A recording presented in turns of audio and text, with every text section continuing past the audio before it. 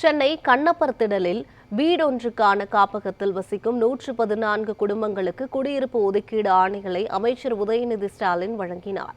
இது குறித்த கூடுதல் விவரங்களை செய்தியாளர் இந்துமதியிடம் கேட்கலாம். இந்துமதி, இது பற்றிய முழுமையான விவரங்கள் என்ன? பதிவு பண்ணுங்க.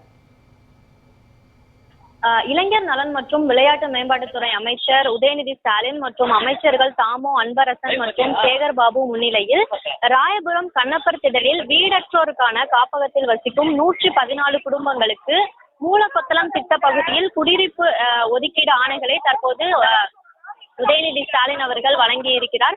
தமிழ்நாடு முதலமைச்சரின் ஆணைப்படி பெருநகர சென்னை மாநகராட்சி மற்றும் தமிழ்நாடு நகர்ப்புற வாழ்விட மேம்பாட்டு வாரிய அதிகாரிகளால் கள ஆய்வு மேற்கொள்ளப்பட்டு குடியிருப்பு வாசிகளின் கோரிக்கைப்படி மாற்று இடம் வழங்குவதற்கான சாத்தியக்கூறுகள் ஆராயப்பட்டன. இதன் தொடர்ச்சியாக காப்பகத்தில் வசிக்கும் குடும்பங்களின் எண்ணிக்கை கணக்கீடு செய்யப்பட்டு இதில் 114 குடும்பங்களுக்கு பயோமெட்ரிக் எடுக்கப்பட்டது. குடும்பங்கள் கண்டறியப்பட்டு மேலும் இக்குடும்பவாசிகளுக்கு தாங்கள் வசிக்கும் இடத்தில் போதிய வசதி இல்லாததால் தமிழ்நாடு நகர்ப்புற மேம்பாட்டு வாரிய குடியிருப்பில் அனைவருக்கும் வீடு என்ற திட்டத்தின் கீழ் குடியிருப்பு வழங்க நடவடிக்கை எடுக்கப்பட்டது. அதன்படி மூலக்கொத்தளம் தமிழ்நாடு நகர்ப்புற மேம்பாட்டு வாரிய குடியிருப்பில் குடியிருப்பு வழங்க தமிழ்நாடு நகர்ப்புற மேம்பாட்டு வாரியம் மூலம் நடவடிக்கை எடுக்கப்பட்டு ஒதுக்கீடு பெறுவதற்கான பயனாளி தொகை 4 லட்சம் 4.27 லட்சம் தொகையில் 2 பங்கு தொகையை பெருநகர சென்னை மாநகராட்சி எடுத்துக்கொண்டு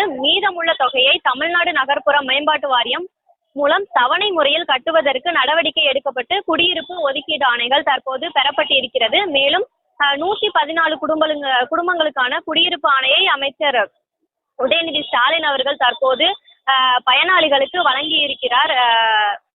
நன்றி. விவரங்களுக்கு நன்றி இந்துமதி.